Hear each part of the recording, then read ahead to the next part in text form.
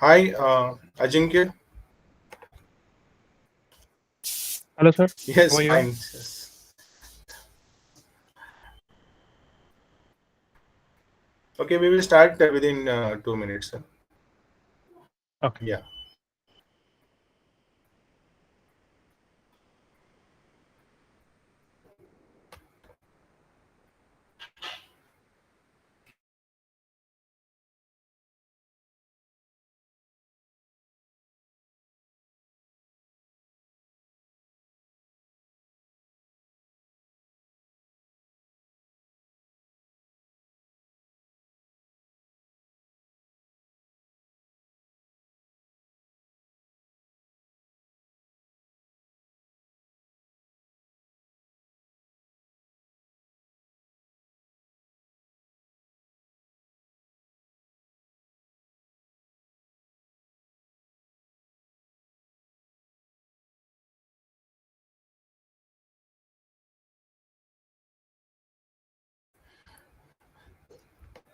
Okay, yes, Unnati, we will start now. Okay, sir. So, good evening, everyone. I hope you all are doing well. I am Unnati Davade, student of third year computer department, and I warmly welcome you all to the day 2 of our 5-day online faculty development program on emerging trends in technology and innovation for digital transformation. Yesterday, on day 1, we explored a highly relevant and eye-opening topic, that is live search of vulnerable devices in homes, offices, and hackable operational technology devices. And today, on day 2, we move toward another important and exciting area, that is enterprise system design. Enterprise system design plays a crucial role in building large scale, secure, and high performance applications that power organization across the world. Through this session, we will understand how scalable architectures are created, how systems communicate efficiently, and how modern technologies are shaping enterprise solutions. I'm very happy to welcome our speaker of today, Mr. Ajinkya Rode, sir, Senior Software Engineer at JP Morgan Chase, Texas, USA. Thank you, sir, for joining us today. I also extend a warm welcome to all our faculty members and participants present for today's session. So, it is my privilege to introduce our today's esteemed speaker, Mr. Ajinkya Rode, sir. He is a result-driven senior full-stack developer with more than 7 years of professional experience. Sir has worked with globally renowned organizations such as JP Morgan Chase, Goldman Sachs, IBM, NTT Data. His technical expertise includes JavaScript, TypeScript, React, Next.js, Java, Spring Boot, microservices, and design. He has developed scalable backend system, high-performance application, and reusable UI components. He has also represented IBM in major conferences across the USA and contributed extensively to AIML and cloud adoption initiatives. We are truly honored to have him with us today. Thank you, sir. So, sir, we request you Thank you to. so much. Yes, welcome, sir. Sir, we request you to kindly begin the session. Please, Sure. sir. Just give me a second.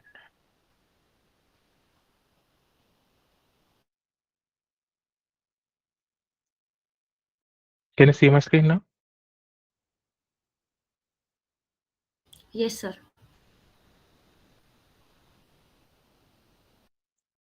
All right. I hope you can see the presentation, not my notes. Yes, sir. Thank you so much for inviting me. So I feel very special returning to the place where my engineering journey began. Department of Computer Engineering. After graduating from here, I completed my master's in Northeastern University, focusing on enterprise software design or enterprise system design, and later then worked in companies like IBM, Goldman Sachs, and currently I'm working as a senior software engineer at JP Morgan Chase here in Texas. My work spans on payment systems, cloud native platforms, large scale distributed architectures. In today's session, we'll do my goal here is to present enterprise software design, not as a set of abstract patterns, but something very real, practical, and alive modern systems.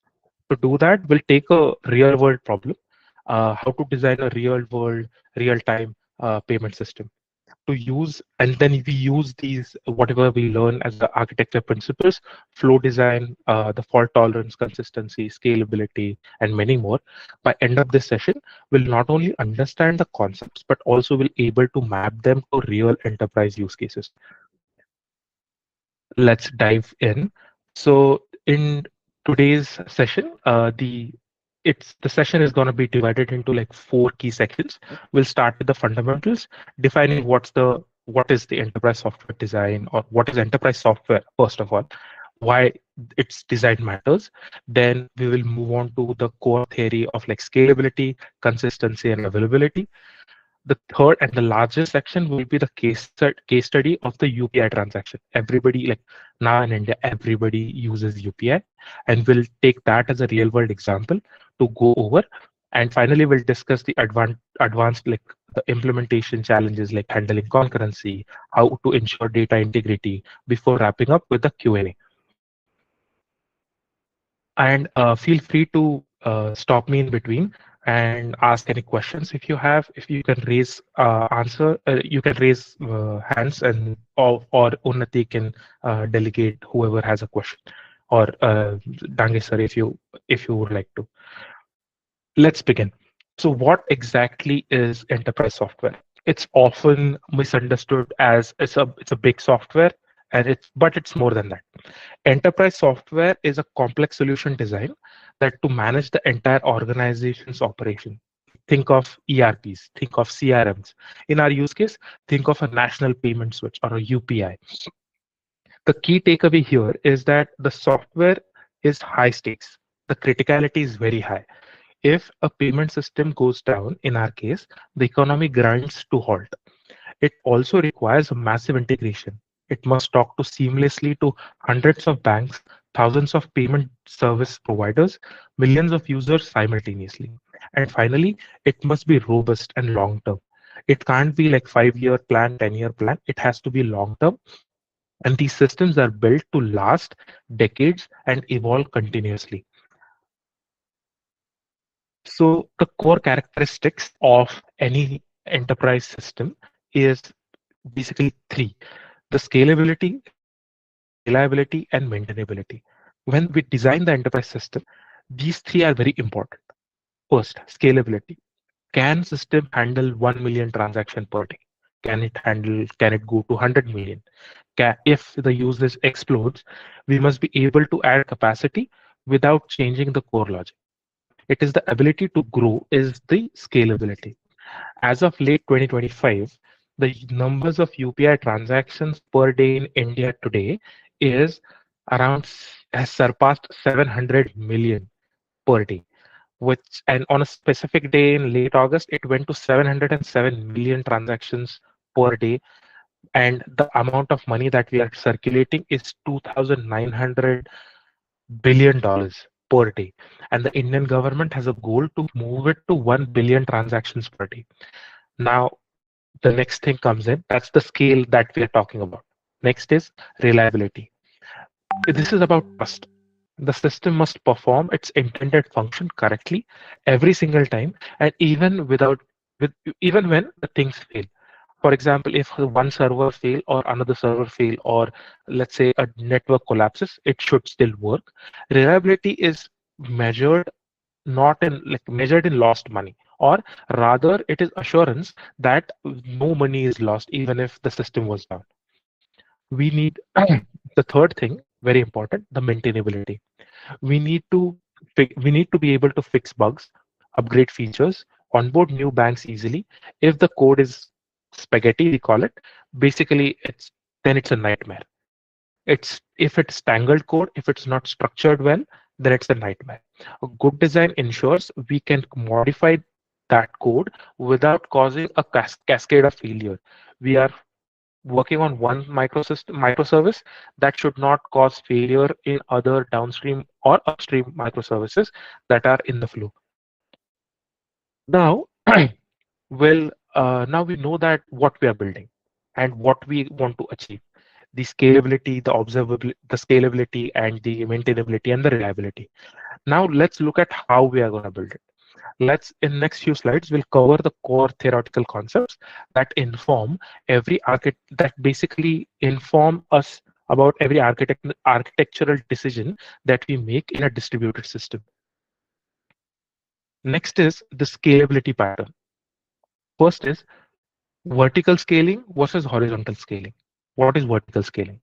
Vertical scaling, it's basically first off, the scaling is basically handling growth as we discussed earlier. And then vertical scaling means think of it as like upgrading your personal laptop. More CPU, more RAM. It's simple. But eventually you will hit a ceiling where the hardware physically is not available. Or that can be a single point of failure. We cannot run a entire UPI system on one single server. If that server fails, the entire system fails. So we need horizontal scaling, which basically means we need a distributed approach, adding more common like commodity machines. This is essential for massive traffic. UPI which handles billions of transactions must scale horizontally. This allows us to distribute the load using the load balancers across hundreds and thousands of servers. And the trade-off, the complexity in the managing state across all these machines. So every time you design a system, there are going to be trade-offs. In vertical scaling, the trade-off is we cannot move it beyond certain point. If you have a single application, you can have a vertical scaling. You can have a massive server that can work. But in UPI case, the distributed approach is very important as and the trade-off is the complexity for managing all these states across all these machines is going to be difficult. Next is availability and reliability. Let's talk about the availability in the enterprise system. We often talk in terms of nines. Means for mission critical systems like payments, the industry target is often 5 nines. 99.999% uptime basically means it can be, it translates like in a loose terms, only 5 minutes of a downtime per year. Next is availability. The availability is measured and reliability is experienced basically. So this is availability. That's how we are measuring it by being 5 minutes per year downtime. Reliability is experienced. A reliable system is one of the it's one that is fault tolerance. How do we achieve this? Redundancy. What is redundancy? Redundancy means replication of same server, which means everything in payment system duplicates across multiple data center. So whatever resides in, let's say, Mumbai data center, Pune data center, Delhi data center will be replicated amongst each other. And there are thousands of servers. Those will be replicated amongst each other. And then so that the rack of server, if let's say there is a massive floods in Mumbai and that server room just floods, then even if that goes down or a rack of server burns down, we still have the payments going because we have those duplicated onto the other server. Next we are going into a cap theorem. A cap in this is perhaps the most fundamental concept in distributed systems. The cap theorem states that in the presence of network partition, which is inevitable reality in our distributed system.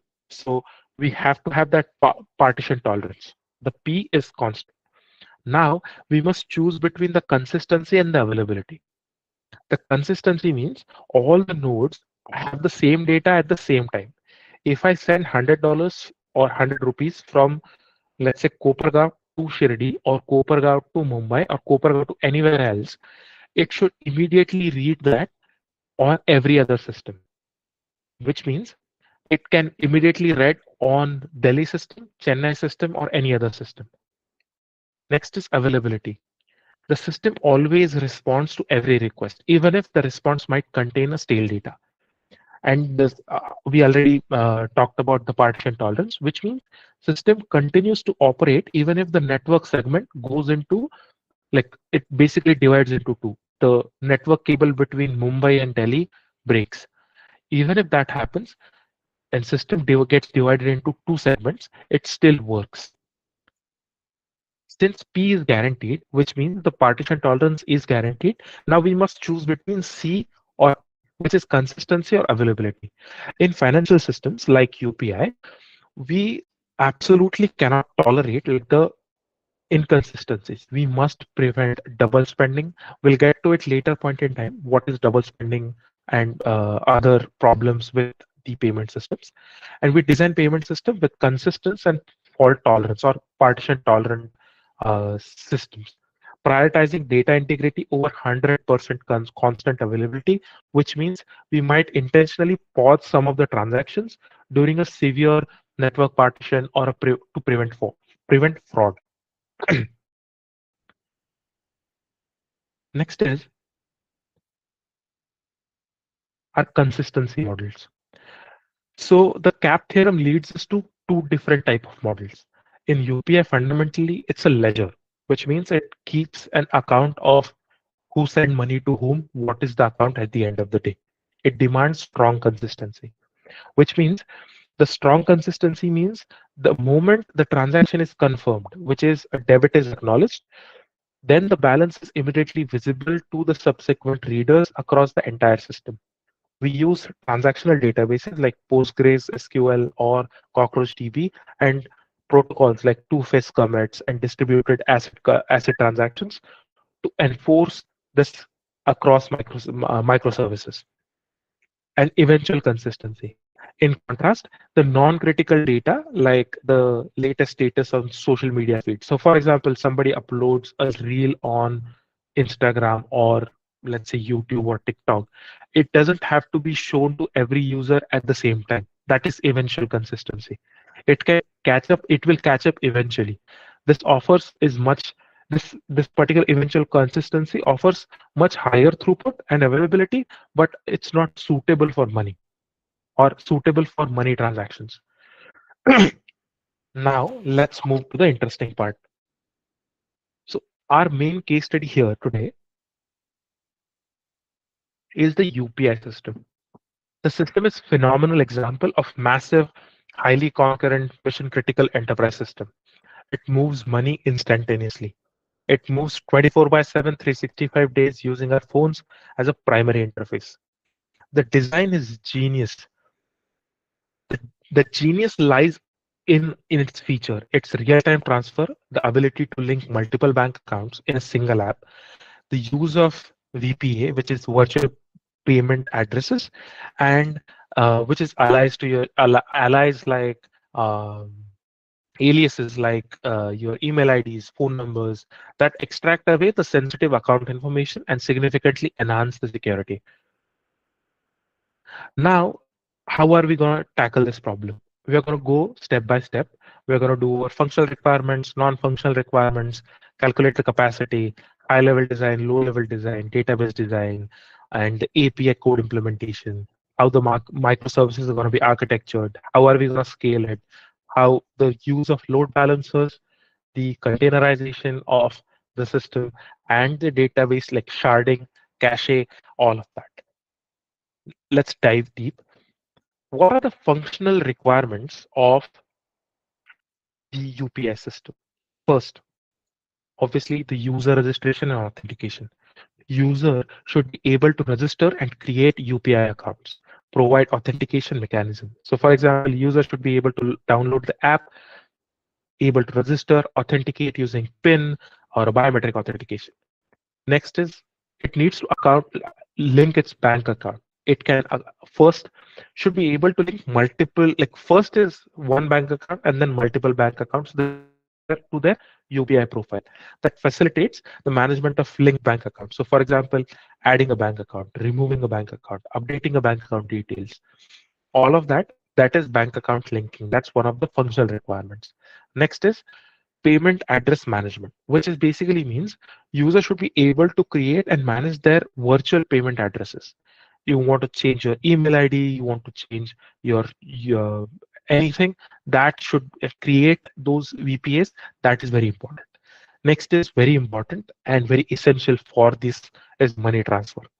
It should support person to person, person to a merchant, like your vendor, uh, money transfer, and it should enable also a scheduled and recurring payments.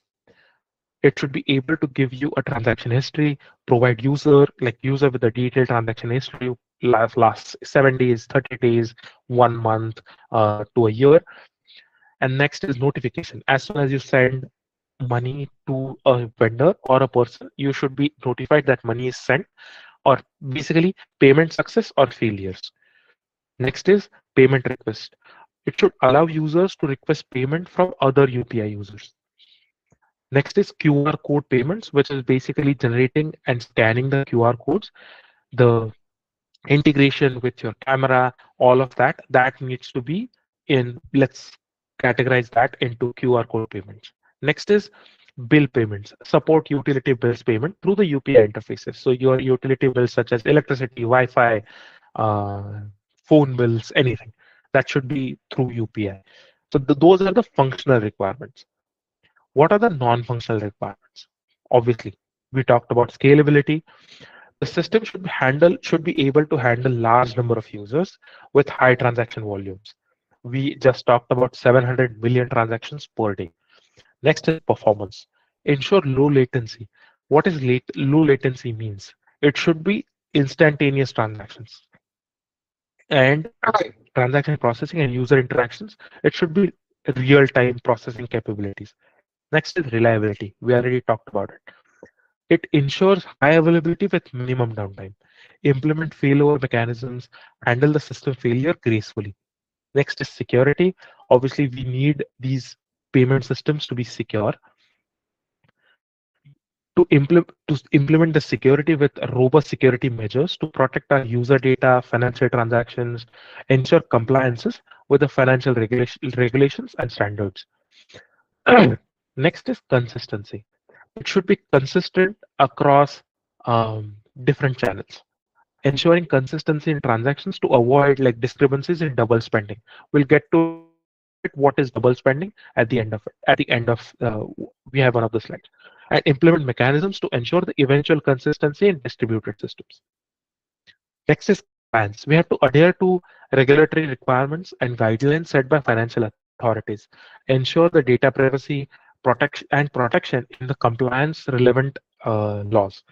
So anti-money laundering laws, all of these compliance, GDPR compliance, all of these compliance, we need to adhere to it.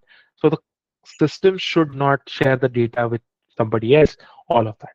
Next is usability. This design should be user-friendly interface so that everybody can use it. It should be easy to navigate, ensure accessibility for users with different levels. Yeah, go ahead. Ajit, you raise your hand. I think it must be okay. Moving on.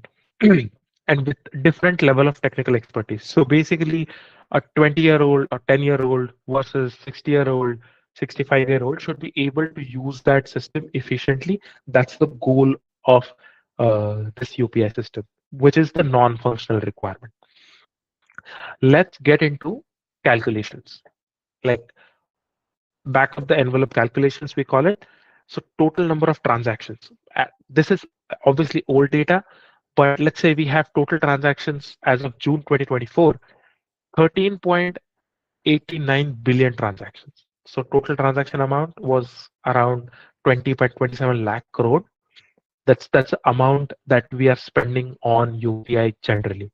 And obviously those numbers have gone significantly up in 2025. So the daily average transactions in 2024, it was 463 million. In 2025, it's 700 million per day. With you can see the scale now, and that's why we need a scalable systems for this. So the estimated annual transactions are 166 billion transactions. Basically, we are multiplying that by 12. Now, the peak daily transactions goes above 600 million. That was 2024. In 2025, we have 700 million and above. The transaction per hour, we have 25 million transactions going on per hour. So let's calculate number of transactions per second. So every second while I speak right now, it's 6,967. Before I say that, it has doubled the transactions than that. So that's the scale we are dealing with when we are designing these kind of enterprise systems. So you can now let's talk about capacity. How much? Okay, these are the transactions. What is the sample payload size? Sample payload size is given around 350 bytes or 373 bytes. If we calculate daily, monthly, and annual storage requirements, as you can see on the screen, it goes beyond 63 TB per year capacity per server. Basically, then let's go to server requirements. Let's say we have a metric of like a processing time of 50 millisecond. In 50 millisecond, we have to finish that transaction.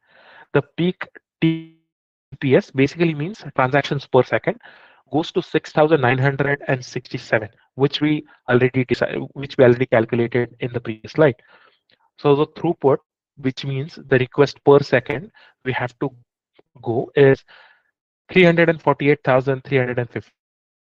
Now the APIs gateway server requires are 348 servers, because let's say 1,000 requests per second one server can take, and that's how. And let's say we need 348 API gateway servers. Now how many backend servers do we need? Let's say we need 200 requests per second. We can process 200 requests per second with 50 millisecond as a processing time. So the backend server requirements is goes to 1,742 servers. Look at the scale at which the UPI was working in 2024. Obviously, these numbers have ballooned this year. Now we know how many servers do we need, how much capacity do we need. Now let's get into the high level design of UPI. I'm going to point out by laser pointer here. In a high level diagram, the UPI system provides an overview of a this is very high level diagram. It gives main components and their interactions. At the very top layer, user interacts with their UPI through mobile applications, web interfaces provided by banks or third-party providers. For example, Google Pay, Phone Pay, all of that. These interfaces connect with the UPI service, which is a centralized service, which is managed by the National Payment Corporation of India. This is the service I'm talking about.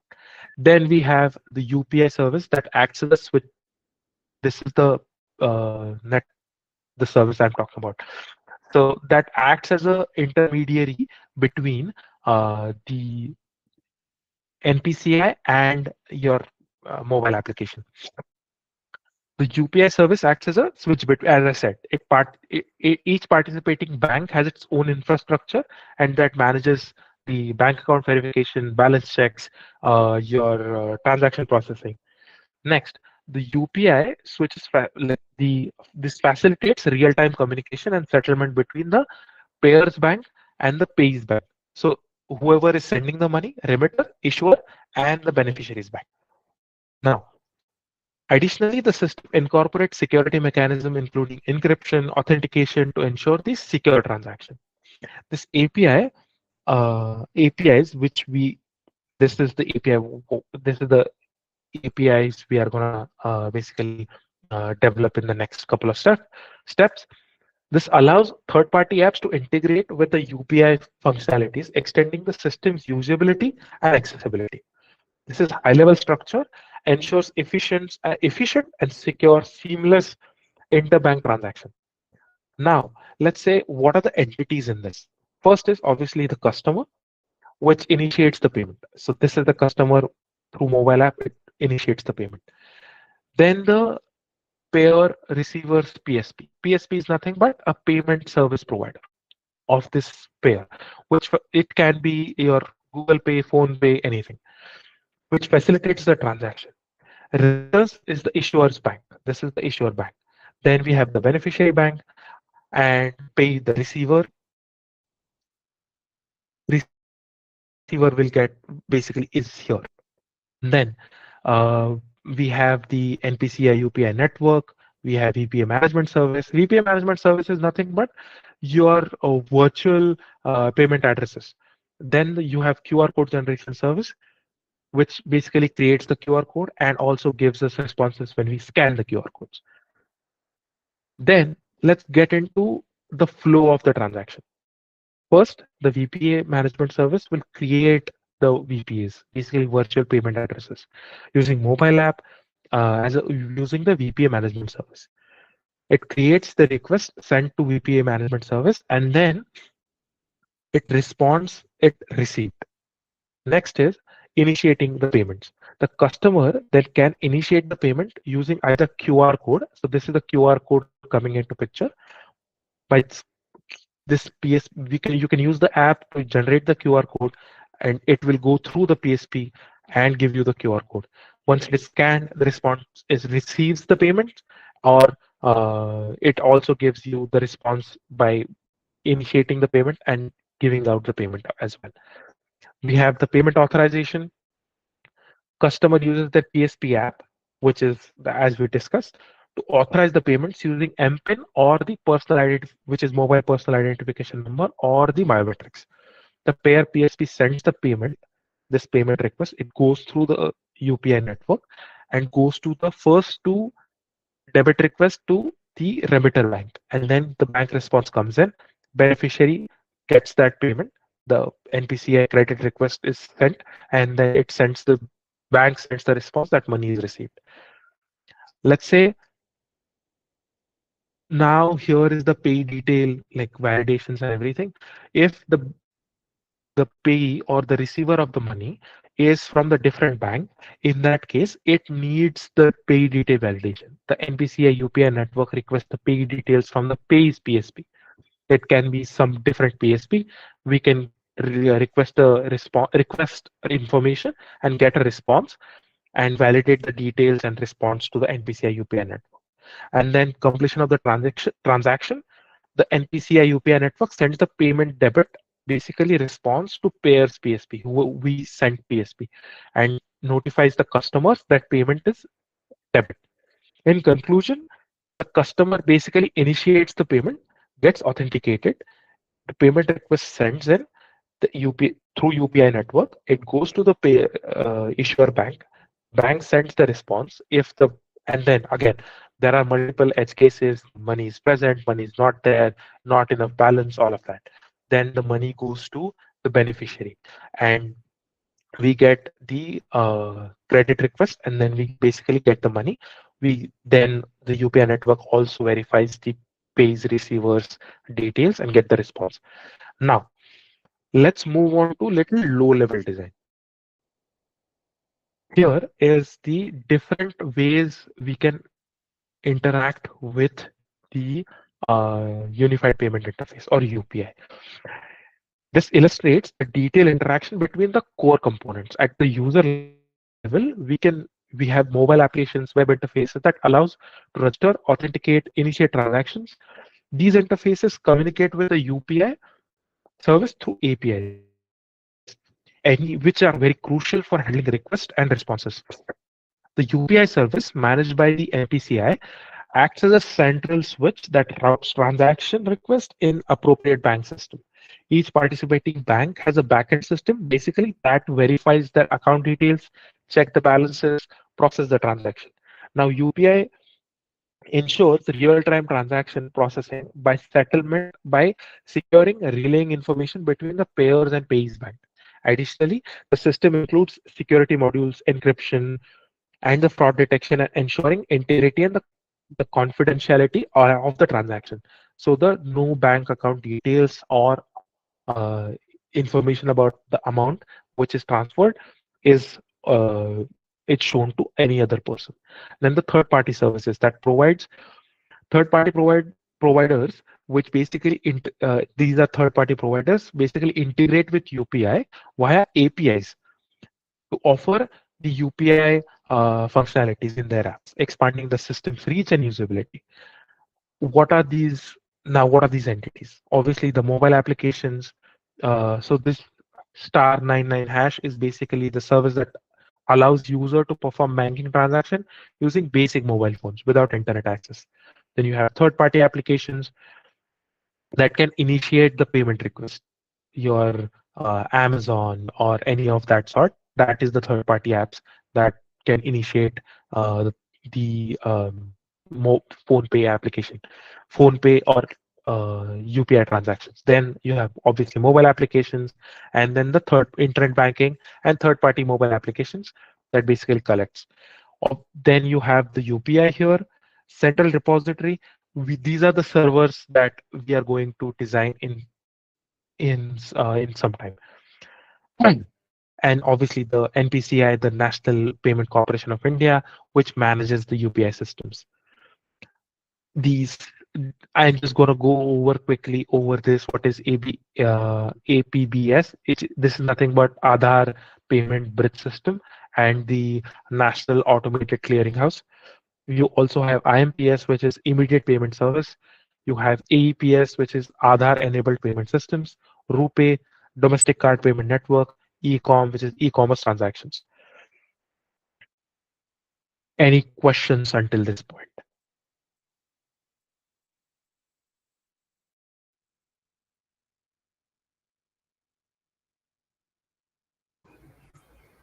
All clear?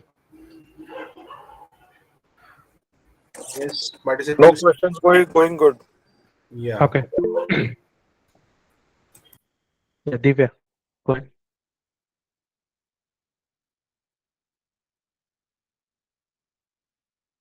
Take off, take off yourself mute, and then you can ask your question if you have.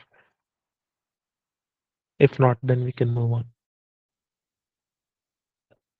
So let's let's take a segue for how these systems actually gets developed in big banks like, for example, JP Morgan Chase or Goldman Sachs or any of that. We follow a design pattern which is called as triangular fig or transform and eliminate pattern.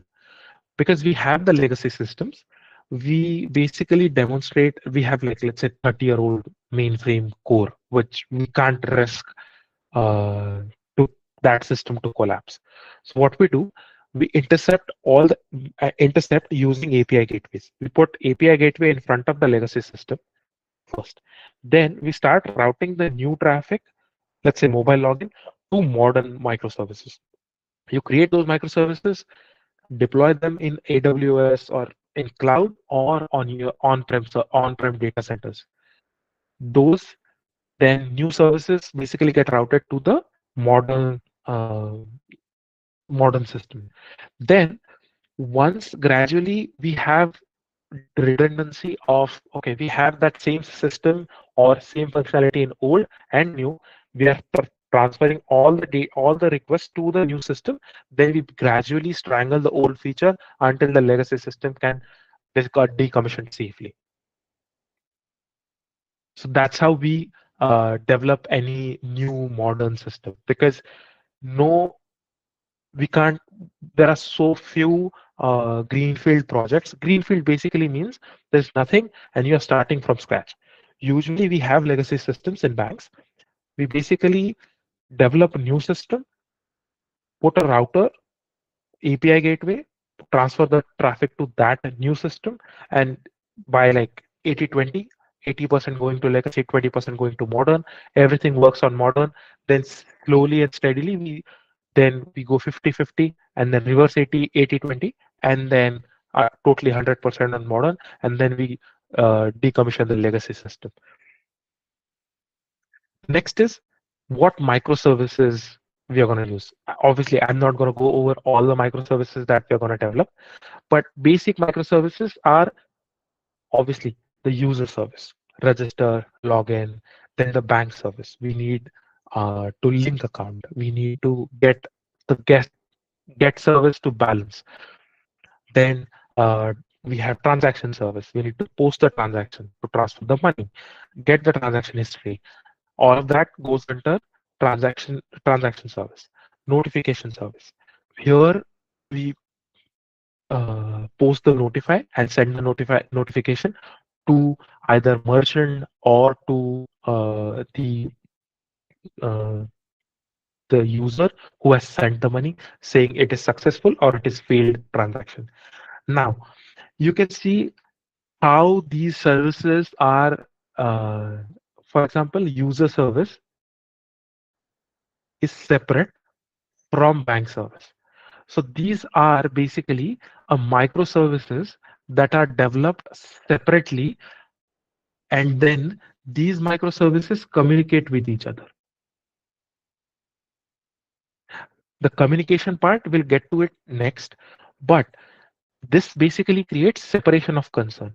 So if user service fail, it does not fail the transaction service. If and you don't have only one service running, you have multiple user services running on the server. Then all of that, so basically, let's say even if one container of that server service fail, we still route the traffic to other container and get all the details or all the functionality running. That's how we uh, that's how we get the consistency and the reliability in microservices. We have multiple containers running at the same time, and that's how we can get the consistency and the reliability. Next is scalability, and this is very interesting. First off, let's say we have created all our web services uh, that we decided and put it onto this web server. And obviously, we have discussed we have thousands of web servers. Now, when a client goes to wants to send a money to somebody, how does he know that where? How does mobile application knows where to go, what is the API endpoint, or first off, web servers do not talk in terms of um, like a namespaces. It talks in terms of IP addresses. How does IP address, what IP address to go to? The client know what IP address to go to. First, it goes to DNS server. Let's say I am sending phonepay.com something something slash get me history. Now I'll get a DN from DNS. The request will first go to DNS server. Then DNS will respond back with IP address, an IP address of a web server. Let's say, forget we have load balancers in between, but which web server we want to go to, we don't know. Now, in that case, we need application load balancer. For example, we have 3 servers for argument's sake, and the DNS gives only first server IP address all the time. The second and third server goes ideal for most of the time. The first server goes super slow because it is overloaded with the amount of requests that are coming in. That's when the load balancer comes in. Load balancer is nothing but let's consider it as a black box for now, which balances load between these 3 servers. And there are different ways the load balancer works. Load balancer can do round robin method, which basically means first request goes here, second request goes here, third request goes here. Second, it can go, okay, the least used. Then these servers need to send back, okay, I have 10% capacity, I have 50% capacity, and then this load balancer will know, and then load balancer will send back the request, whichever is the least used. Or there are multiple other different methods that basically works on the load balancer. So client goes to DNS server, gets the IP address of a load balancer now. Now, load balancer decides on which system to go to, which server to go to for your write APIs, read APIs. In our case, the APIs were user service, bank service, transaction service, notification service. We can also have one of the servers just for notification, which has integration with SMSs like a Twilio service or any other third-party services that sends out SMSs, sends out emails. Those servers can be different. So we have collected all those web servers in one single, like these are multiple web servers, for example. Now, on those multiple web servers, in UPI's case, it's thousands of web servers. We have multiple API basically microservices which are deployed onto those servers. Now we have some write APIs, which basically means I am send money to A to B. Then it goes to DNS, goes to load balancer, comes back to web server. What is the request? Send money from A to B. Then it goes to write A, and then the UPI service, and then it writes into, like, basically then it goes to our high level design, to UPI service, to Pays Bank. All of that is happening through APIs. If I'm requesting some read, basically give me all the transactions, then it basically goes to the SQL uh, or let's say PostgreSQL database, gives me all the details, and the request goes back all the way to the client. Let me clear this. Now, but now let's say we are getting hundreds of thousands of millions of requests, let's say millions of requests per second for read. We can't go every time to same, let's say we don't have all these databases, we only have one database. In one database situation, one database cannot handle all of this load coming in from read and write, because the database is a IO operation. IO operations are the most costlier. And what we have is 50 millisecond is what we have promised to as a uh, metric for finishing up the entire transaction. If the SQL server takes, let's say, 1 second to write or read, we won't be able to give that connection to any other request. In that case, we have multiple servers. Let's say now we have 1, 2, 3, 4 servers. We want to write into one server and then get other server synced with it constantly. It is constantly syncing, so that if somebody else reads my account, how much money it has, or next time I read and my request goes into the another server.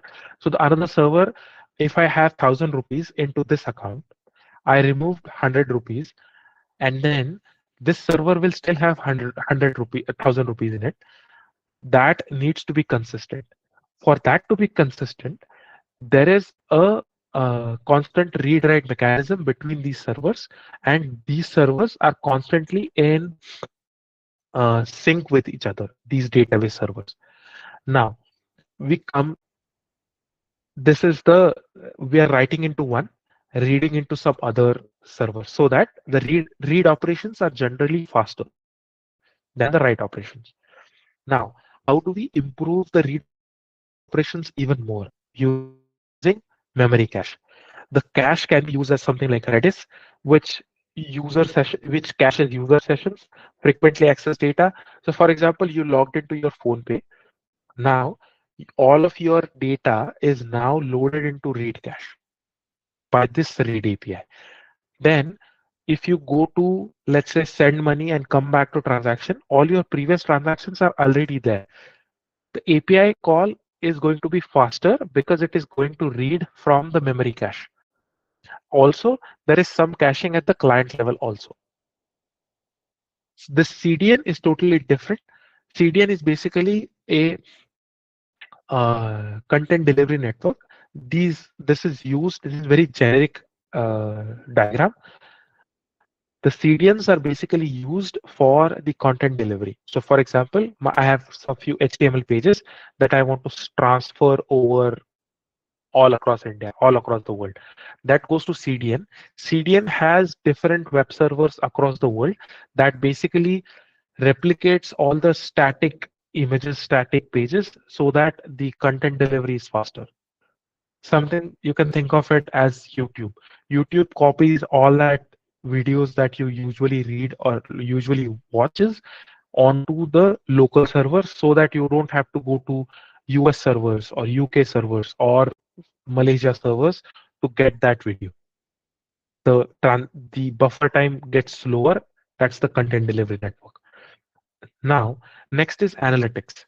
We want to see how many transactions that we did, how, or the system admin users wants to do the analysis on the data that has been uh, produced through the system. In that case, we do not request the actual servers that are getting used by for the analytics. We use the read replicas, so that we do not hamper the performance of the system. The main goal of this system is to perform those transactions quickly, not to give you analysis. Okay, so any questions on this? This is very interesting topic.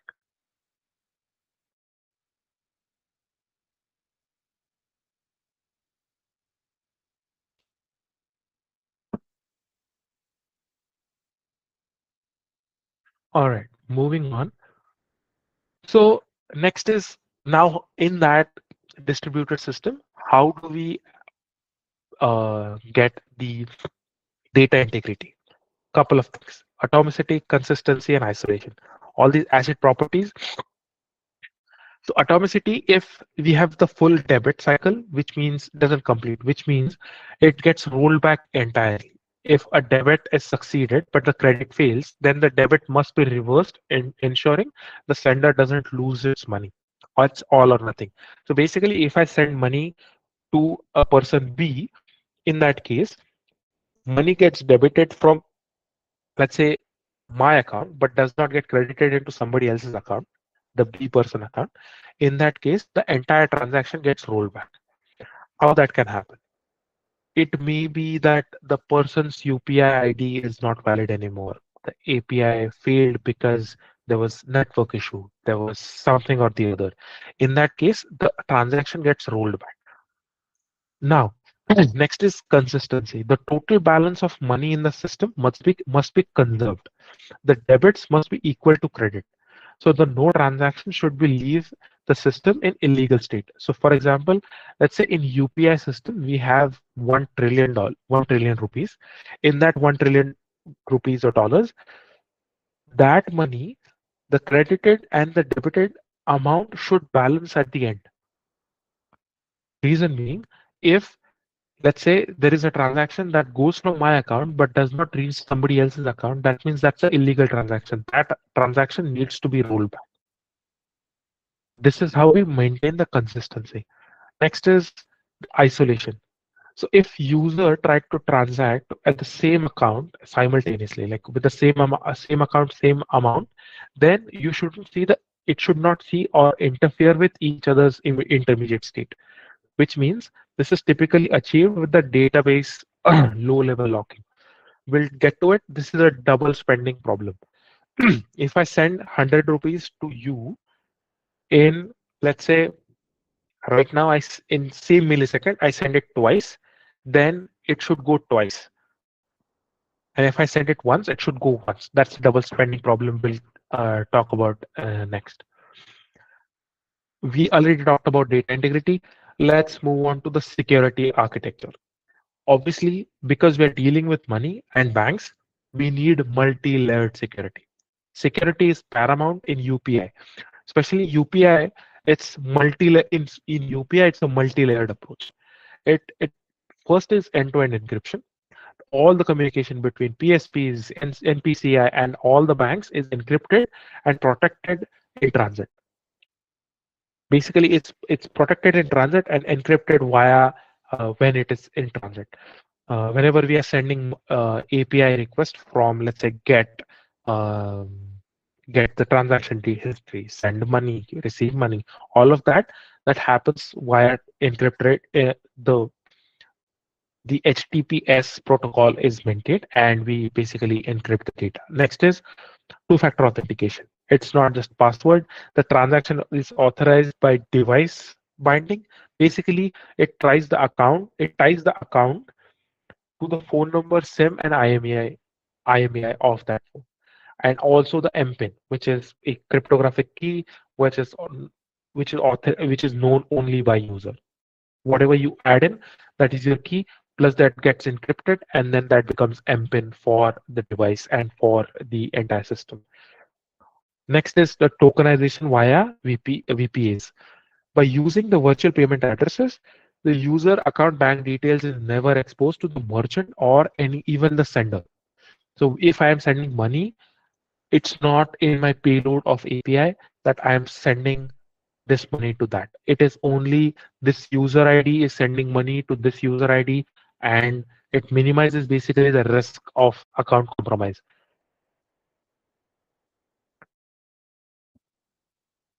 Next is handling concurrency. How do we, because here is what we talk about double spending and the timeout handling. Let's address two very hardest problem in any payment system. First is double spending problem. If I send, if a user basically send 100, tries to send $100 or 100 rupees and send, like basically tries to send 100 rupees, two different recipients exactly at the exact same millisecond. The database needs a mechanism to serialize these operations. The solution is database locking. How do we do that? Typically in a pessimistic locking, which basically physically locks the account balance row when it is being read for the transaction. So if I am sending money, then my row in that transaction in that table gets locked. Then it basically prevents any other concurrent transaction from accessing it until the first one commits or rollback. So either first one succeeds or it fails, then it rolls back, then that row becomes free to access again. It basically serializes the two transactions that we have sent parallelly, serialize it, and then basically then you get database locking and double spending problem is solved. Next is timeout, or like the timeout handling. So what is the problem? The challenge here is, let's say I remitters bank debits, but the network fails before the NPCI gets the response. Then what happens? If a remitter banks like debits the account, but the network, as I said, fails, then the user is debited, but the recipient hasn't credited yet. When the user retries, we can't double debit them. Means if I retry, that should not remove 100 rupees or $100 from my account again. The solution is the idempotency keys, which basically means every transaction gets a unique ID. It basically becomes transaction ID. We can't, then it is immutable transaction ID. Basically means the bank processing logic checks the ID first. If I retry, the same transaction ID goes in. If sees the request with the already processing ID or the transaction ID, it simply returns the previous result without reprocessing it with the money movement. So without moving the money, it takes the same transaction ID, retries the transaction, but does not remove the money without the money movement. This ensures the same operation and can be safely retried multiple times without side effects. So I can, let's say I tried one more time, still NPCI is failing. If I tried after 1 hour and it still fails, then in that case also, we don't have the side effect of multiple times it is the money is getting debited from my account.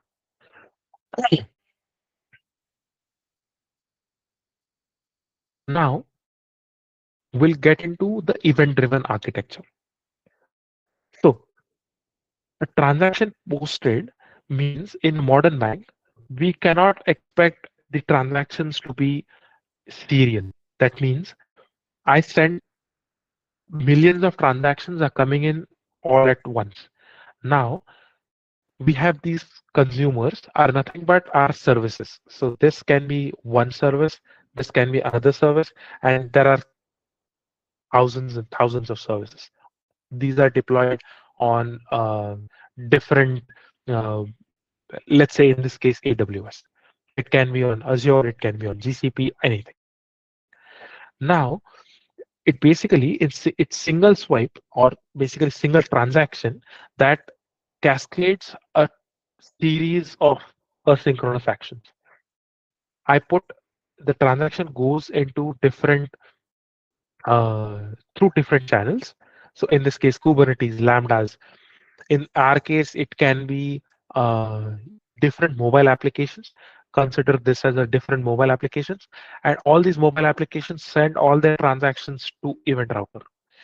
In this case, the event router can be SQS, SNS, or MSK, which is nothing but a Kafka at the end, which it's a queue, simple queue service, simple notification service. MSK is nothing but the Kafka. Then it saves or like stores that transactions, and whoever is available. In this case, the lambdas are available in this case. Lambdas are nothing but a serverless processing unit that processes all your transactions and closes on its own. So we don't have to um, close. This is the latest approach of how to deal with microservices, lambdas. Then it distributes the messages. Then consumers, basically a fraud service, a ledger service, notification service, they act accordingly depending on what message they have got onto the event routers. And let's consider our example. In this case, let's say the I'm going back into the slide. So all your messages coming in from client went to the load balancer. On web server, you have a Kafka.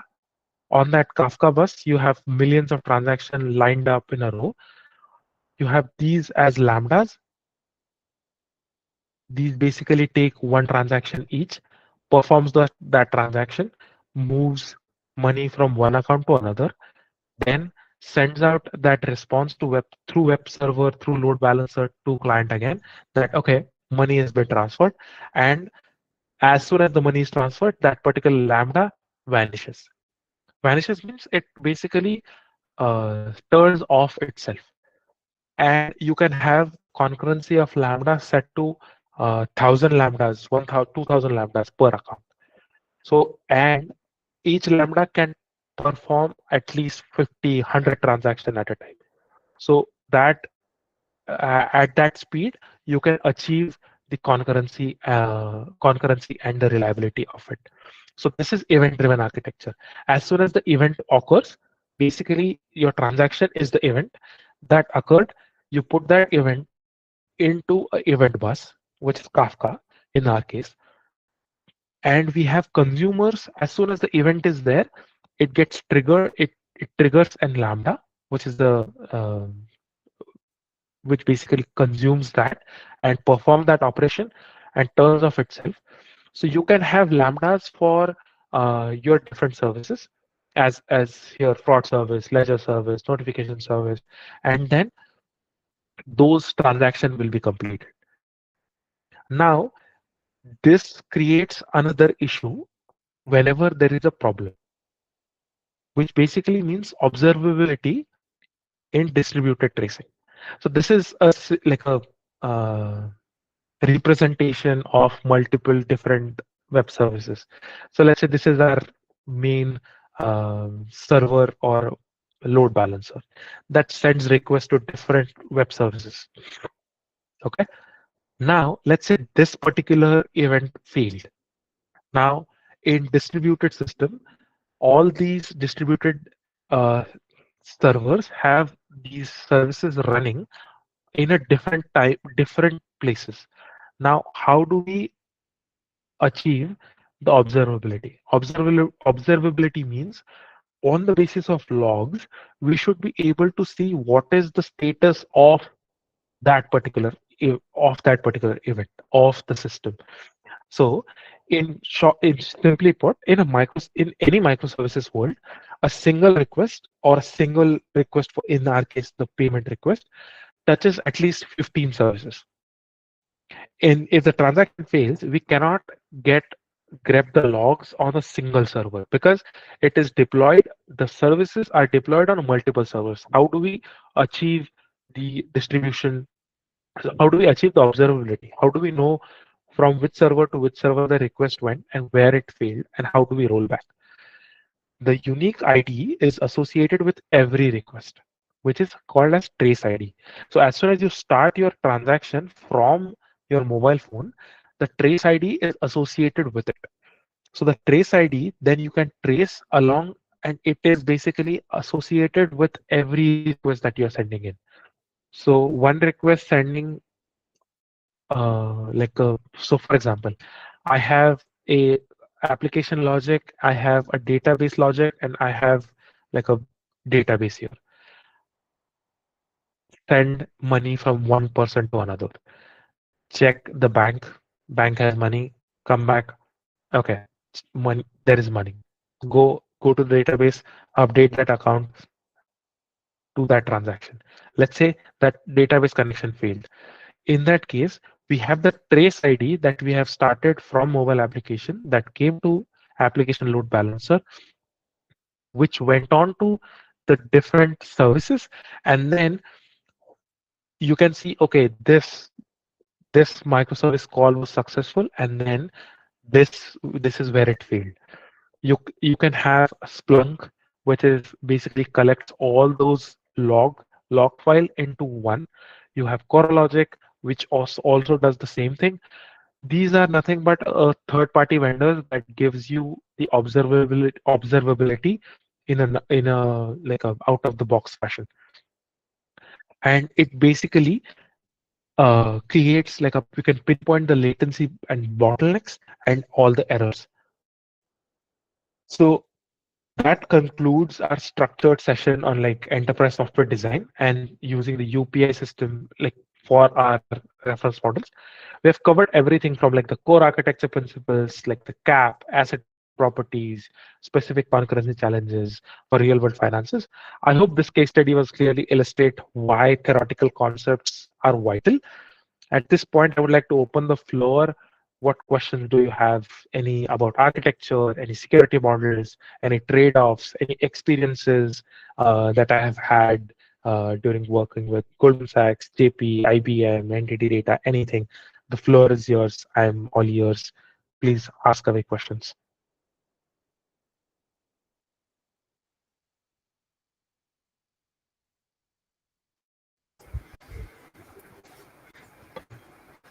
Yes, dear participants, if you have any queries, any questions, so you can unmute and you can ask.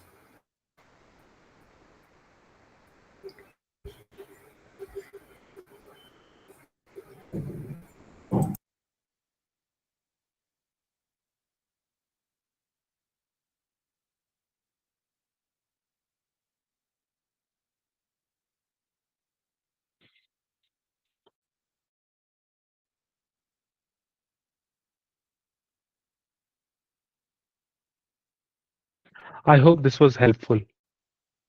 Give me thumbs up if it was helpful for like at least 50% of the people.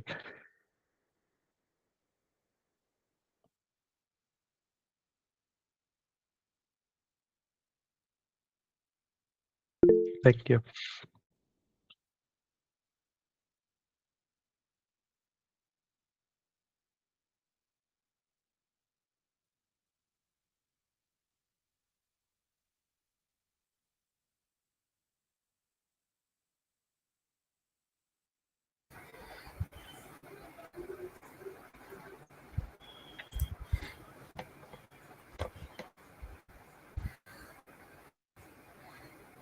Okay, so I hope there is no queries from the participant side.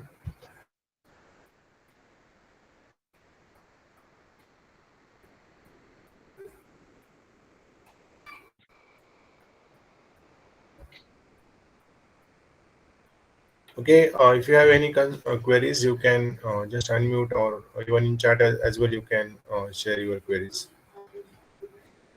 I was not looking at chat.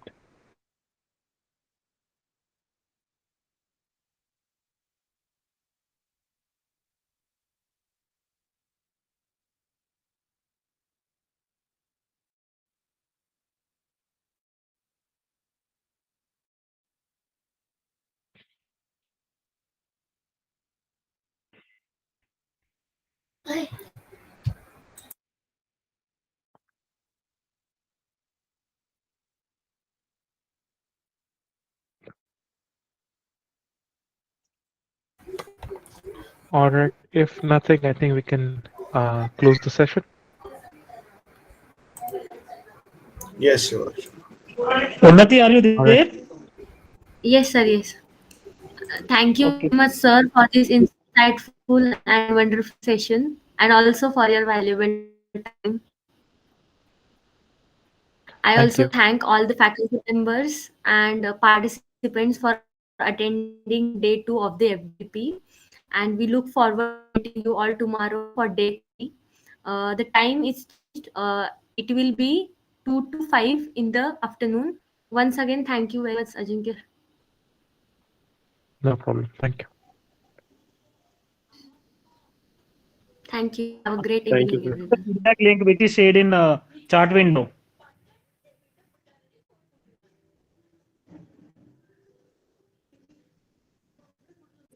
We can't able to click that. It's clickable.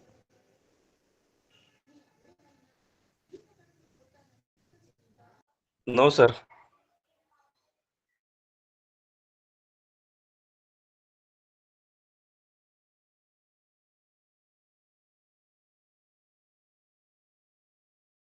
Sir, I think you have created, you only can able to click, but we are trying to click, but it is not opening. It's opening, sir. From my end, it is. I'm able to open. Yes, it is working. Just once again you can try. It is working. No, sir. Not opening, sir.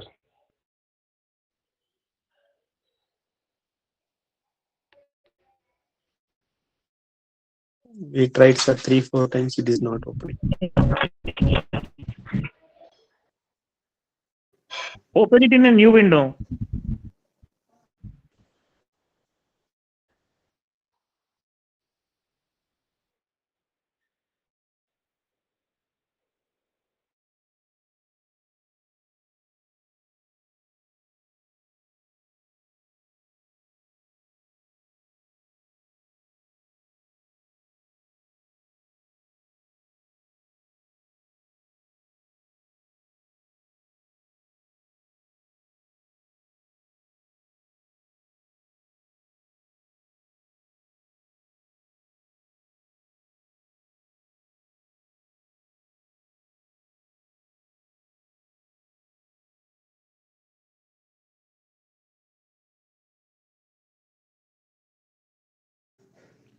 Copy the link in a browser and open it. Don't try to open from Google Meet window, chat window.